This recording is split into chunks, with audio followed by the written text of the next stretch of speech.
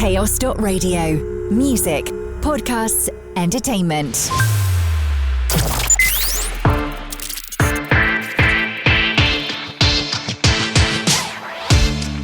Hello and welcome to the latest edition of NEWSWAVE, written, produced and recorded in the heart of Cornwall by the team here at Chaos Radio. I'm your host, Meah Howlett, and I'll be guiding you through some of the insightful guests and exciting news content that we've enjoyed across Chaos Radio this past week.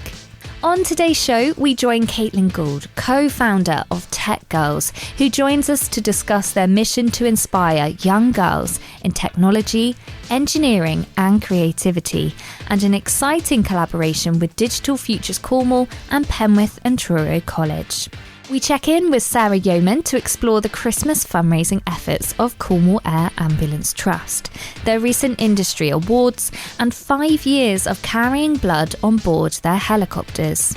As well as that, we take a trip to Cornwall Neighbourhoods for Change to learn how a new provision is helping young people build confidence while supporting vulnerable communities this Christmas. We hear from Zoe Abbott, CEO of Street Vet, who explains how the charity is working to ensure people experiencing homelessness don't have to choose between a safe place to stay and their beloved pets. We welcome Caroline Child, leader of the St Austell group of Forget Me Not Chorus, alongside member Mike, to reflect on how music and community enrich the lives of those living with dementia. Plus, Natasha Hamilton from Atomic Kitten joins us to share how, with the support of the Asda Foundation, she helped her local community light up a 30-foot Christmas tree and bring back the magic of the season. NEWSWAVE. Year-round, TEC Girls, a non-profit based in the Southwest, provides educational programmes and community events to encourage young girls to explore technology, engineering and creativity. And on Monday, the 5th of January, they're joining together with Digital Futures Cornwall and Penwith and Truro College to host the Cornwall AI and Education Summit 2026. Here to tell us more about this event, the idea behind TEC Girls, and ways in which we can support them going forward is co-founder Caitlin Gould. NEWSWAVE. I started TEC Girls a few years ago when I was working as a director at an embedded software company, and I noticed that despite the fact that there are lots of opportunities for people in technology and engineering careers, we weren't seeing a lot of girls taking part in that in education, which meant later on, we didn't see women applying for those roles, and we can't fix gender diversity challenges within industry if we don't fix it within education. So we set up TEC Girls as the first intervention in the far southwest that explores how to get girls into these STEM subjects, that is also understanding not just the gender challenges, but also challenges that present by living in rural communities and being in Cornwall. So really creating a program that thought about place first and that really understood what girls are going through in our area, and then also what opportunities exist locally in our areas as well. Amazing. And we're speaking today because the Cornwall AI and Education Summit is taking place on Monday, the 5th of January. What can people expect from the day and how can they get involved? This summit came about actually from a collaboration with Katie Hinks, who's a teacher at Truro High School for girls.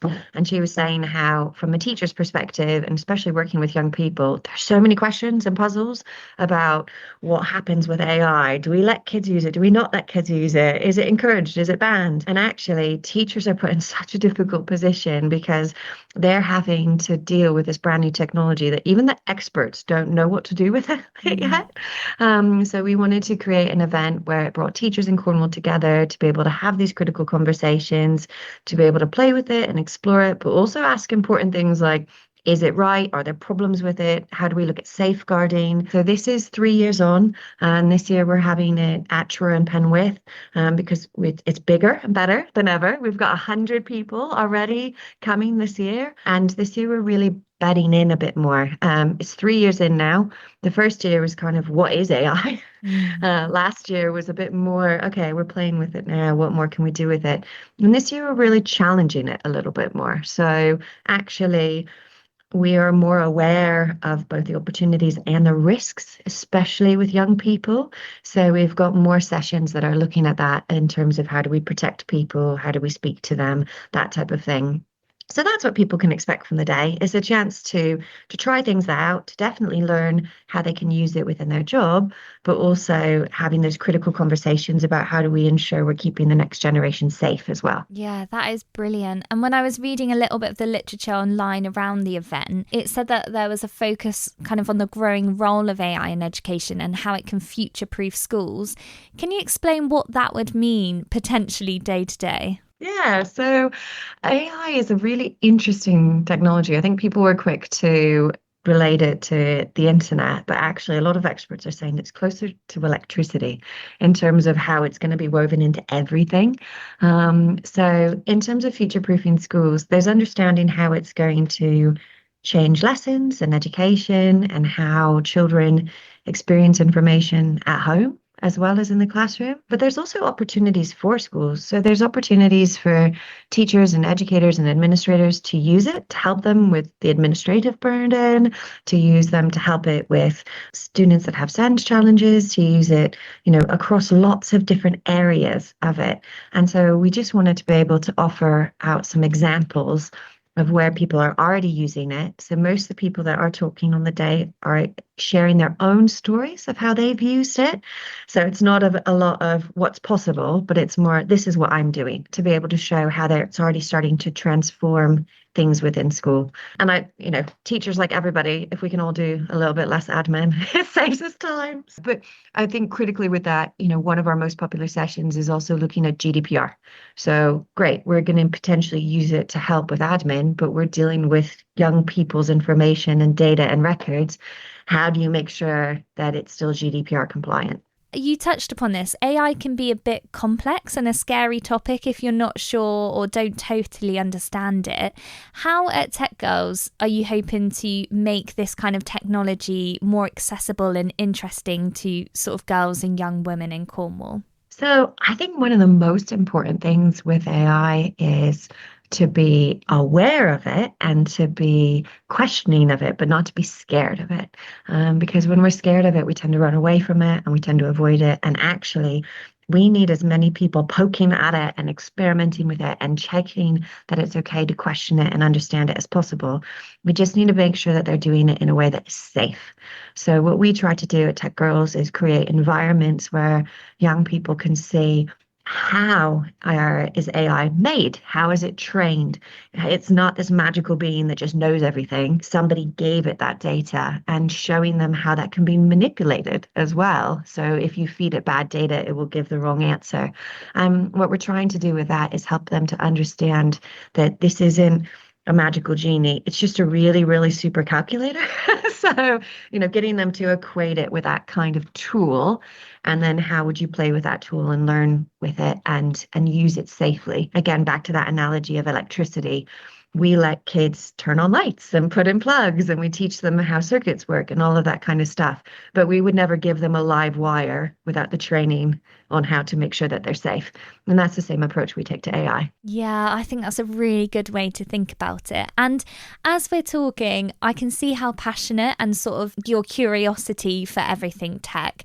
I'm wondering, obviously, that all feeds into TEC Girls and what you're doing now. But where did that come from? Sort of, was it always in you, or did it kind of grow with time? So I've always been very curious. I used to get told off by teachers for asking too many questions. I was that kid in class. And I think for me, I like understanding how things work and how the world works and taking that apart.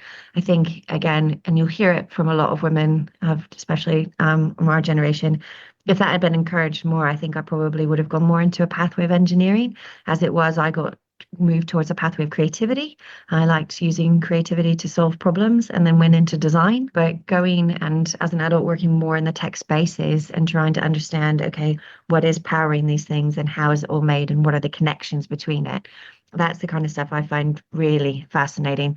And I really like wicked questions. I think that's a really important thing, is like those things that nobody has solved before, or things that are broken and need to be fixed. That's the things that excite me. And that's why I like to take on the challenges. And that's one of the common themes I find with a lot of the girls that take part in our clubs is they don't necessarily realize they've got that mindset, but they like fixing things, they like solving problems, they like helping their friends or their community or their family, and being able to talk to them about how technology or engineering or design and creativity can help them be the ones that fix something. They really get so much satisfaction and joy from that. I totally stand with you with being the one that asked too many questions in class, for sure. I can totally relate to that. And I think it's just brilliant. I know that many of us will think, gosh, imagine if there was TEC Girls when we were younger and the possibilities that would have been there. So is there a vision for what you're hoping for with TEC Girls in next year and beyond? Yeah, so we've got a really exciting year. We're kicking off right away, 5th of Jan, we've got our first event, starting with AI. And then we've actually just announced we've secured funding to be able to run our Reach for the Sky festival, this will be our 3rd year doing that as well. So that is our aviation and aerospace festival. The past 2 years it's been in July. This year we're going to do it on the 20th of June at Spaceport and Newquay again. So that'll be great. So we're planning that. And then we've got an entire education program based on that. We've got our mentors after school clubs kicking off again in January. We've got over 12 schools signed up at the moment with 10 girls each, all learning about cybersecurity from January. So teaching primary school kids about how to become cybersecurity experts, which is always great. And then just continuously building out these programs, going from primary school all the way up to work experience, and then our community festivals and training for teachers. So yeah, we've got a really busy year ahead. Honestly, it all sounds amazing. If someone has heard this today, felt inspired, whether they know a young girl or, they want to support you in what you're doing, how can they find out more and get involved with TEC Girls? Yeah, so that's a great question. And it's worth saying, we have a bit of funding for individual things, but we are always looking for more support. And sometimes that's in the form of companies helping us to run some of these clubs that we're able to offer for schools. So we've had amazing support from unexpected places, like St Neville Candles has supported one of their local schools to take part in our clubs.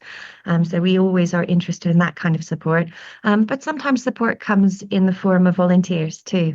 So we've had a lot of support from Seroptimists, who have wonderful women that come along and help us on the day. So that's something we're always open to, is people that want to volunteer and help make this happen. If somebody's listening to it and they think, gosh, my daughter's school could really use that club, definitely connect us to the school or have the school reach out to us. We try to make it so that schools are able to take part in all of our clubs for really often for free, or for £50 for the whole school, which is the equivalent of £2 per student to take part. So we really want to make sure it's as accessible and reaching as many schools as we possibly can. NEWSWAVE. It's been a busy couple of months for the Cornwall Air Ambulance. The charity has not only launched its Christmas fundraising campaign with a thought-provoking film and match funding that will double your donations throughout December, but they've also been recognised with 2 industry awards. Sarah Yeoman spoke to Cheryl Gordon about how the community can support them during the festive season and beyond, celebrating 5 years of carrying blood on board their helicopters, and their recent win at the 2025 Air Ambulance's UK Awards of Excellence. NEWSWAVE. We were delighted to come away with 2 wins. So the conference and the awards, it celebrates kind of the national air ambulance community and all the work that the charities do across the country. So we were thrilled to come away with the trophies for Campaign of the Year, which was for Sing It Home, which I'm sure you'll remember from this time last year. It was a rather catchy song and album, and also a Christmas animation. So a lot of hard work went into that, and it was obviously obviously all part of the Heli 2 appeal to help raise that £2.85 million towards the second helicopter.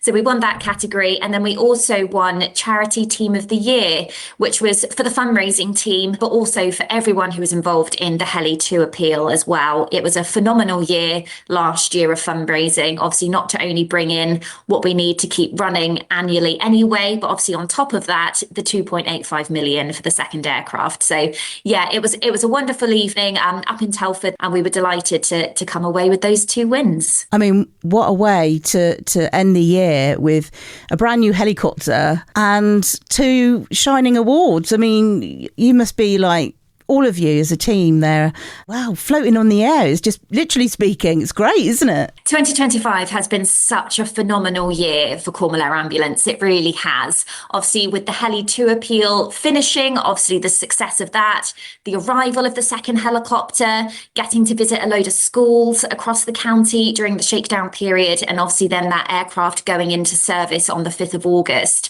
We were obviously then delighted to welcome our royal patron, Queen Camilla, for a visit in September, which really was the icing on the cake for the end of the Heli 2 appeal. And then, as you say, since then, you know, we've been lucky enough to come away with several awards. We won an award back in September, a third sector award for Campaign of the Year as well for Sing It Home, and then another 2 with the AAUK Awards of Excellence. It really has been a historic and a phenomenal year for your charity. And obviously we couldn't have done it without the support of the local community. So thank you to everyone who's got behind us during 2025. It's been a really, really special year. Also, you've been celebrating, I can't believe it's 5 years of carrying blood on board your helicopters. What impact has this made on the community? So we've now been carrying blood on board for 5 years, as you say, and that's all thanks to Cornwall Blood Bikes, who are another incredible charity. So the fact that we can carry blood products means that our crew, our paramedics and doctors, are able to deliver potentially life-saving blood transfusions at the scene of an incident before a patient even reaches hospital. And that really can be a life-saving intervention for people. We started to carry blood on board on the 1st of December 2020, and within 3 days we needed to use it. So our first blood patient was a 17-year-old called Zach, who was involved in a really serious road traffic collision, and he needed that blood transfusion at the scene. He has since made a remarkable recovery. He's still very much in contact with the charity and a great supporter. He actually came along to our carol concert on the 1st of December this year with his mum Donna to speak about, you know, the difference it's made to him. And he's now become a dad for the first time this year. So it's been an incredible 5 years, you know, for him. But actually, since we launched Blood on Board, the crew have administered more than 80 blood transfusions. So that's a remarkable figure during that time. And, you know, that's 80 lives who have been impacted by this service, you know, potentially saved, all thanks to us being able to carry blood on board. And yeah, every day, come rain or shine, the volunteer riders from Cornwall Blood Bikes collect the blood products from the Royal Cornwall Hospital in Truro and deliver it to our Newquay Air Base to make sure we've got that fresh blood each day to be able to use as and when we need it. And then what isn't used is taken back to Trelisk, to the blood bank there, to make sure there's zero wastage. So yeah, it's a phenomenal service. We're incredibly proud to have been doing that for 5 years now alongside Cornwall Blood Bikes, and it really has made a difference to those patients, their families and the community. Your Christmas campaign film has a very important message behind it. Can you tell us more about this? I've watched it myself, and it does have quite an incredible impact when you watch it. Yeah, so we've released a brand new Christmas film, officially launched on the 1st of December for our 2025 Christmas campaign. So you may remember for the last 3 years at Cornwall Air Ambulance, we've released an animation at Christmas. And this year we wanted to do something a little bit different. We still really like doing the videos and we know that people enjoy them, but we wanted to do something slightly different. So this year it all centres around keeping families together at Christmas. So we've worked with a local production company called OT Media for this film, and it's follows the emotive story of how our service can make a life-saving difference, essentially. So without giving too much away, it follows a grandmother who's prepping for Christmas dinner with the family, and she's experiencing these flashbacks of her husband who suffers a cardiac arrest out on the Cornish coast path. And you see Cornwall Air Ambulance tasked to the mission to help, all centering around the hope that there won't be an empty chair at the table this Christmas. We think it's a really powerful video to show what we do and the impact it has. Obviously, we're working all year round. You never know when somebody might need the help of us. But I think at Christmas, it's kind of even more poignant when we're thinking about family and friends and those we're grateful for. And is this Christmas different to last Christmas in any way? And it just kind of brings it home a little bit more about the power of our service and how important it is. So we're very proud of that film. You can see some stunning parts of the Cornish coastline. You can see our crew in action, and also the second helicopter, obviously, which the very generous people of Cornwall and the Isles of Scilly and beyond helped to bring this year. So if you want to watch the video, it's on our YouTube channel, it's on our social media, it's on our website. And what's great about this Christmas film and this Christmas campaign, the same it has been for the last few years, is that every donation made to Cornwall Air Ambulance during December, so up until the end of the 31st of December, every donation will be doubled. So that is all thanks to a very generous match funder. So it means for every £1 you give to the charity, we'll get an extra £1, so that makes it £2, but at no extra cost to you. So whatever you can give this Christmas, just know it's going to have twice the impact in terms of being able to help us to continue our service and to continue to be there for people and to keep families together, at Christmas and beyond as well. Now, looking ahead to the new year, how are some of the ways people can support you throughout 2026 and beyond? Obviously, regular donations, challenges, volunteering, etc. There's a whole host of ways that people can support us going forward.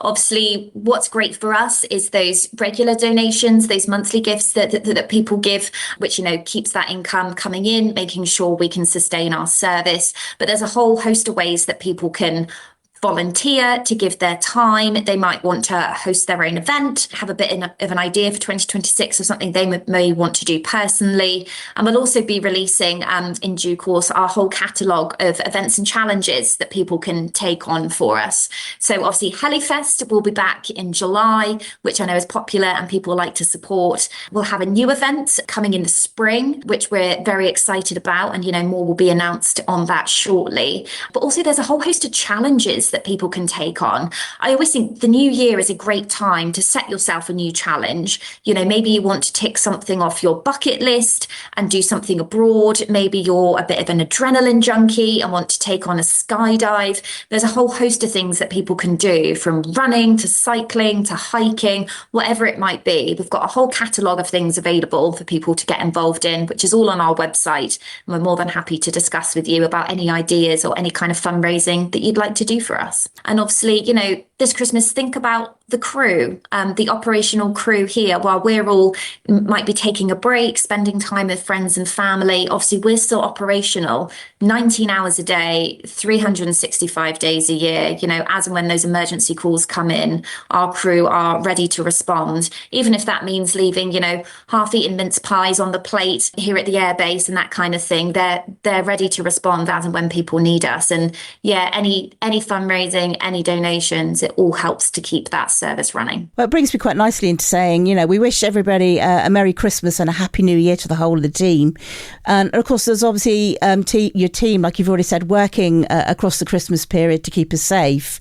And are there going to be any Santa hats, or definitely mince pies for the sounds of things? What about a Christmas dinner, Sarah? There is definitely going to be a Christmas dinner for the crew. We're very fortunate that the Plume of Feathers in Mitchell very kindly supply a Christmas dinner for the duty crew on Christmas Day. So fear not, they're well fed and they get well and truly into the Christmas spirit as much as they can when they're on duty here on base. And then they probably, have an extra Christmas dinner at home as well. So they will definitely be fueled and ready. And obviously, it might not be Father Christmas, is the only kind of red vehicle you see up in the sky on Christmas Eve or Christmas Day morning. So keep an eye out, because, your helicopter may well and truly be out on a mission as well. You never know.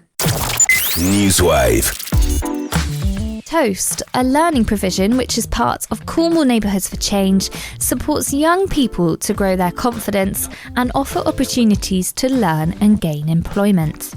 This festive season, the students were tasked with fundraising to help vulnerable people across Camborne, Redruth and St Austell to ensure no one in our communities is lonely or goes without this Christmas. SEND tutor Lowena Mudge and post-16 student Will Morris joined Cheryl Gordon to discuss the Toast provision, how their fundraising efforts are going and what Christmas means to them. NEWSWAVE. So Christmas at CMC, we do a lot of things, from Christmas meals, providing warmth, comfort, and a good meal on Christmas Day, Boxing Day, and New Year's Day. Am I correct on that? New Year's Day, yeah. Lovely. That's done in Redruth and St Austell. Yes, yes. Lovely. Yeah. And we offer gifts to children as well. We offer hampers. Yeah. We also have Santa that comes to meet the children, and all the children get a present, which is really important that everyone feels, valued and special at Christmas. And then I'll let Will say a little bit about Toast, and then I'll hop in on anything Will doesn't say, because obviously Will is one of our Toast students. Best students. I like that. I'm not allowed to say anything, Will. I'm not allowed to have She has to favourites. remain, what was it, impartial, wasn't it, Lowena? Yeah, I've got to be impartial on that one, but I am smiling. Well, I'm glad you agree. So TOAST stands for Taking Our Achievements and Successes Together. It's an alternative education environment for those who don't necessarily fit the mainstream mold for whatever reason, or who can't last in mainstream, providing different courses, maths and English, employment, and a now launched beauty course. Yes, yeah. With a salon downstairs, which is, last time I was in it, under construction. Yeah, it's now complete, which is exciting. Is it? Yes, it is. So we're now offering beauty treatments to the community at reduced rates.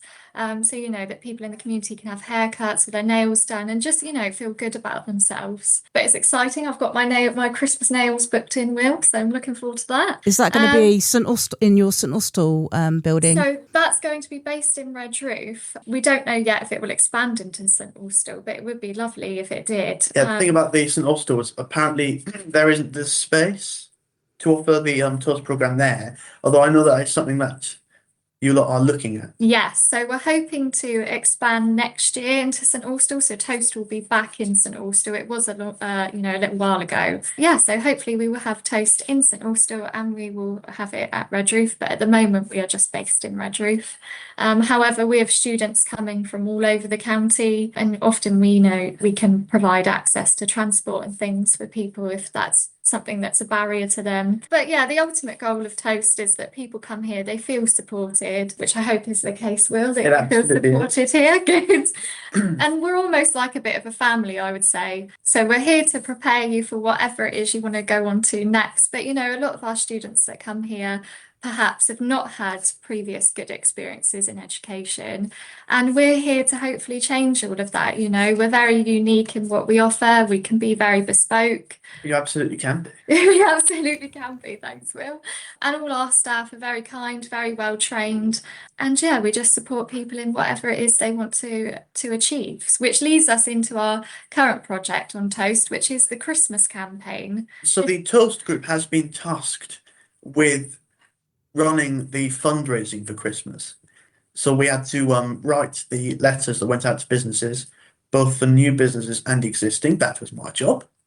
Well, the copy side, any of it. I believe Tegan was on the picture and poster design. Naomi did a bit of helping on the Aviva application as well, which is lovely. Absolutely wonderful. And we are now nearly there on our £5,000 target. Yeah, so we had a £5,000 target to meet, which will then, with the £5,000, that's what pays for the meals for families on Christmas Day and New Year's Day. It pays for hampers to go out to those most in need. Christmas presents, which have already been bought through the money raised by our Christmas fairs. Yep, so we ran some Christmas fairs where the students handmade everything. Including my absolutely wonderful trees. Yes, Will made some Christmas trees for people's tables, and it was all made out of wood. It was incredible, really, wasn't it, Will? Yes, it was. So there was trees, candles, soaps. We did the raffle as well, which raised a lot. Yeah.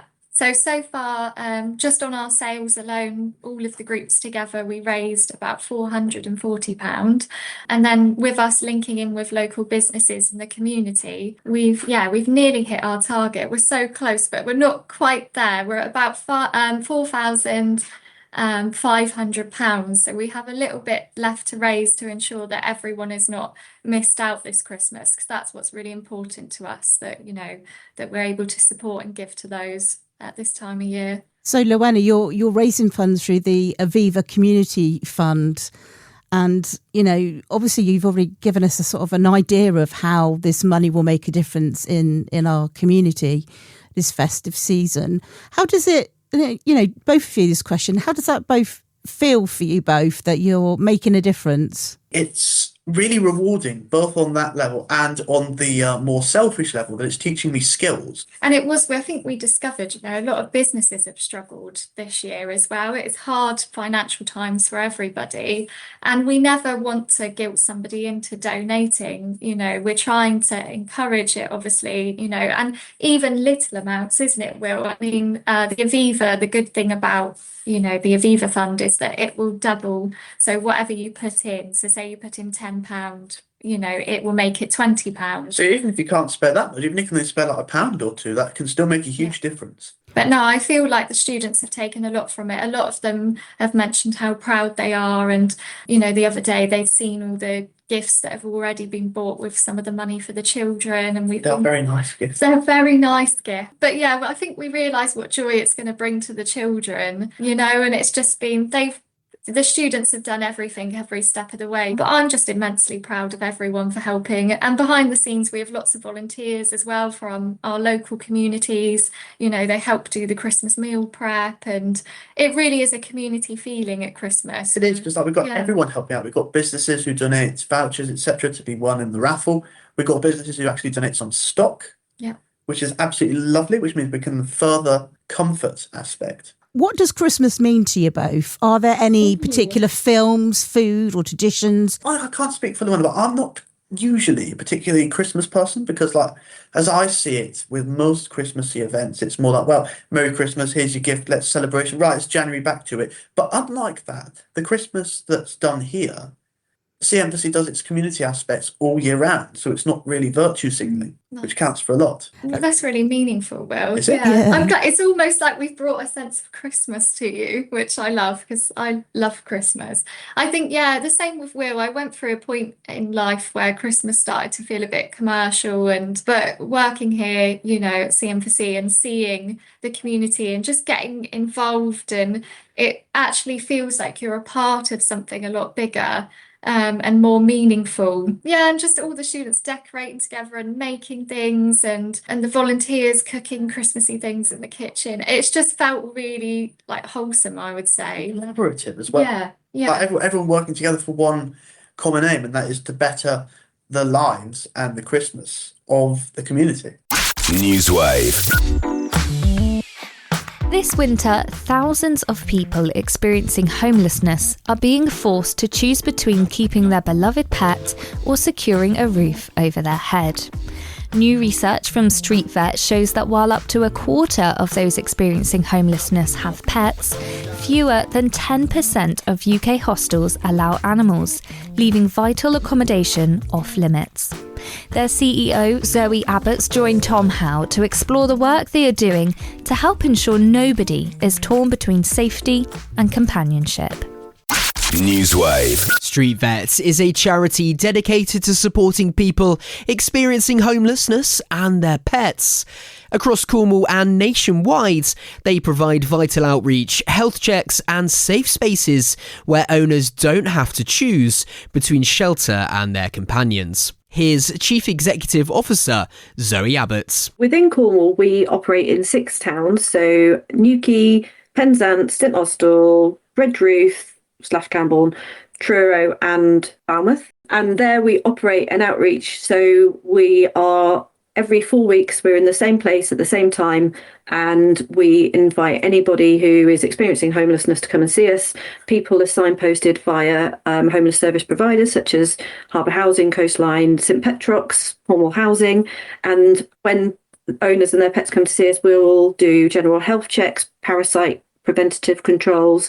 If we find any lumps or bumps or neutering or anything that we can't do there and then on the street, then we will work with the owner to get their pet into a practice that's local to them. So we wouldn't expect them to travel 20 miles on a bus. We would try and work with them there and then within that local area. And in Cornwall, we support over 400 clients and patients now. We've been running since 2019. Within all of Street Vets, so we're a nationwide charity as well. We've supported over 3,250 pets. So with over 400 of those being in Cornwall, you can see that we do support a large volume of our overall patients down here. And since we have started in 2019, we have performed 2,400 plus consults. So that's 2,400 pets that we've seen, either sometimes one-off, sometimes more regularly over the last 6 years. For many, a pet is more than just company. It's family, protection and comfort in uncertain times.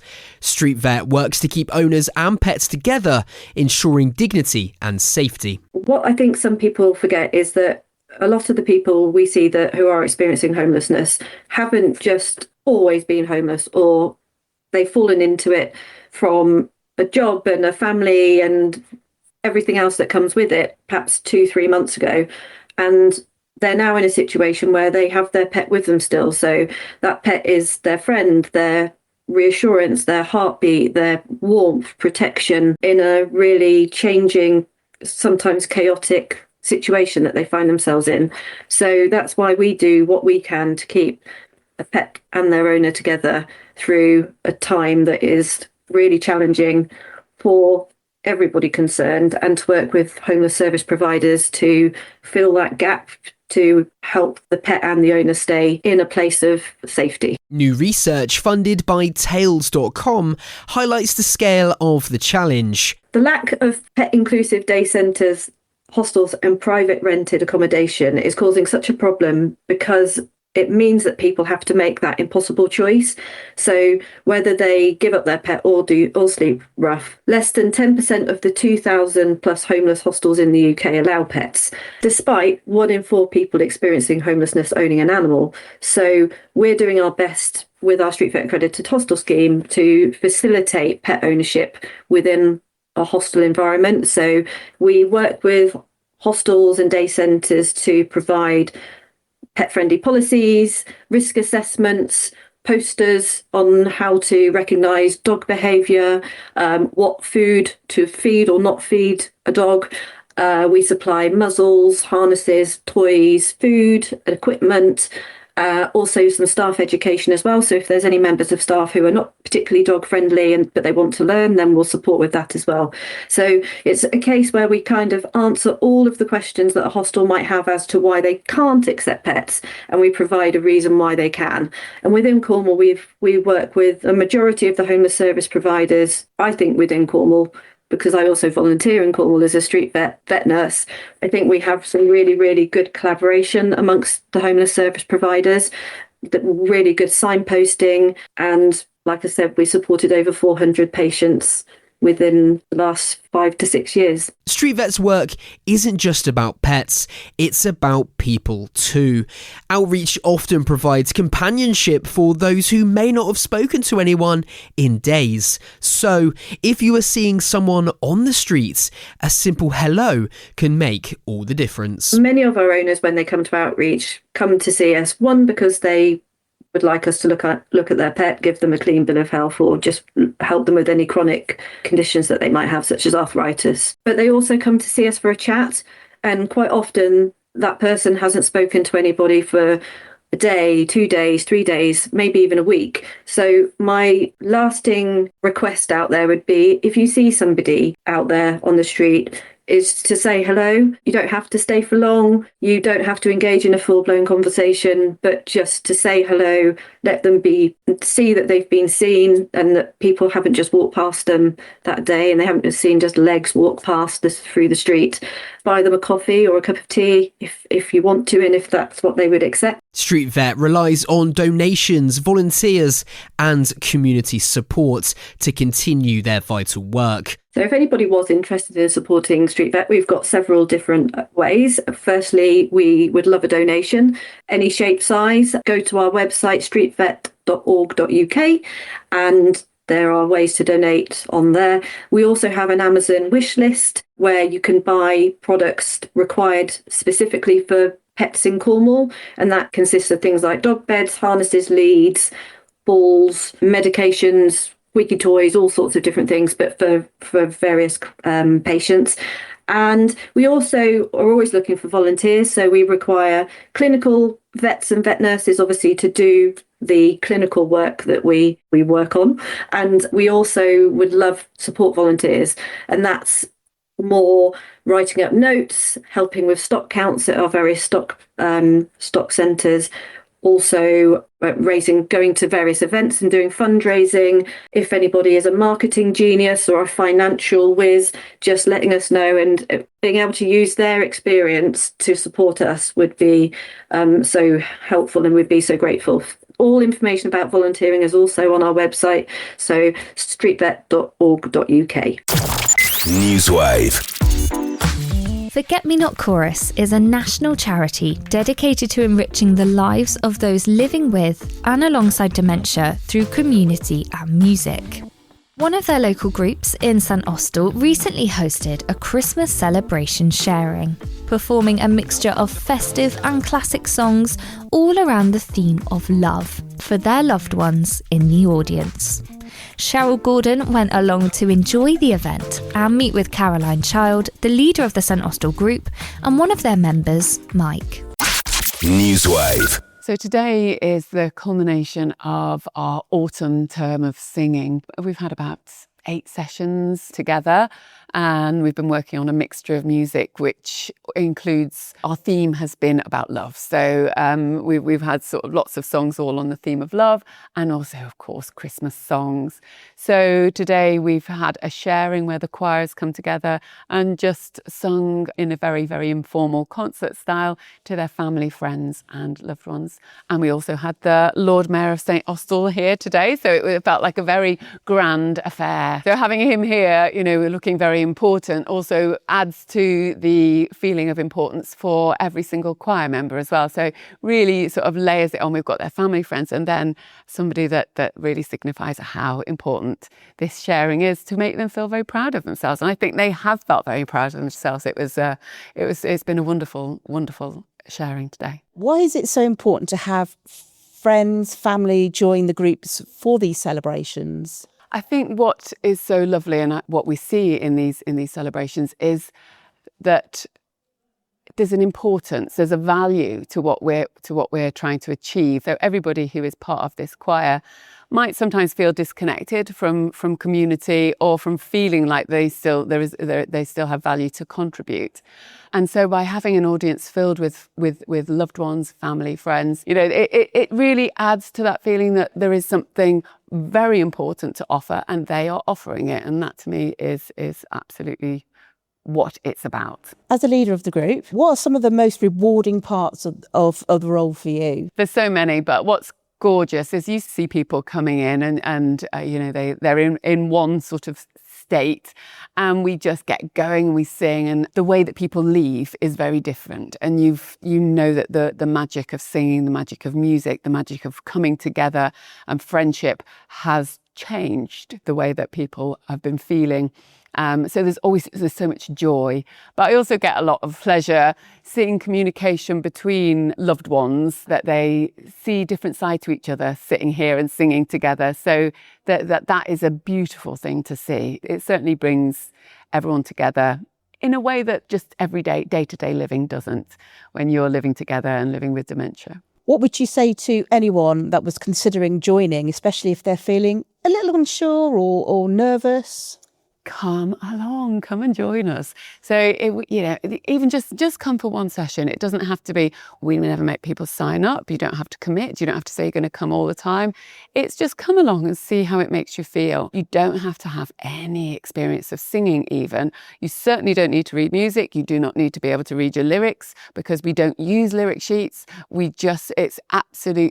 It's communicated. We speak the words, we then find the music, and it's a gradual process. So it's just coming and just letting everything take shape. You don't have to have any preconceptions. Just come along, and if you feel like you can't sing, just absorb some of the music that's being made around you until eventually you might feel like you want to sing. I think what's well known is that music to someone with dementia really inspires them, because sometimes they may not be able to communicate effectively, but singing, they can embrace that, and it brings that inner joy out for them. Absolutely. And a lot of the time we will be singing music that might have been part of their teenage years or their 20s. So a lot of those words are still in there. A lot of the music is still very easy for people to start to feel again. So I think that gives a sense of confidence, and it's like, oh, I do know how to do this. I know these words. They all come out. So it's amazing how I think people surprise themselves of what we've got stored back here in our brains. What do you enjoy about being involved with Forget Me Not Chorus? Oh, the joy it brings us. And also something for people who've got dementia to come to that they can actually enjoy and get involved in. How was the Christmas celebrations today for you? Oh, they were super, weren't they? Sang our hearts out, and I got a great response from the audience. And as one of the guys said, I didn't know how many were going to kind of turn up today, but look at it, it's full. Mike, what would you say to someone considering becoming a member of the group? Join. Come along and join us. Even if you've got a poor voice like mine, I don't know what kind of voice I've got, but they tell me I'm a baritone, but I think I growl more than anything. But you don't have to be able to sing brilliantly, just as long as you enjoy it. NEWSWAVE. Christmas can be a magical time of year, but for many towns across Britain, that magic has begun to dim, with rising costs and festive cutbacks leaving high streets looking less Christmassy. Atomic Kitten's Natasha Hamilton joined residents in Liskeard, once dubbed as having the worst Christmas tree in Britain, to switch on a newly donated 30-foot Norwegian pine with the help of the Asda Foundation. Natasha joined Cheryl Gordon to share how she supported her local community to keep the festive spirit alive. NEWSWAVE. Well, I think in general, people are starting to feel what is being dubbed as the Grinch pinch. Councils are having to scale back because there's not enough money in the pot. And that's having a knock-on effect with the festivities, like the light switch-ons or the tree switch-ons in our local towns and villages.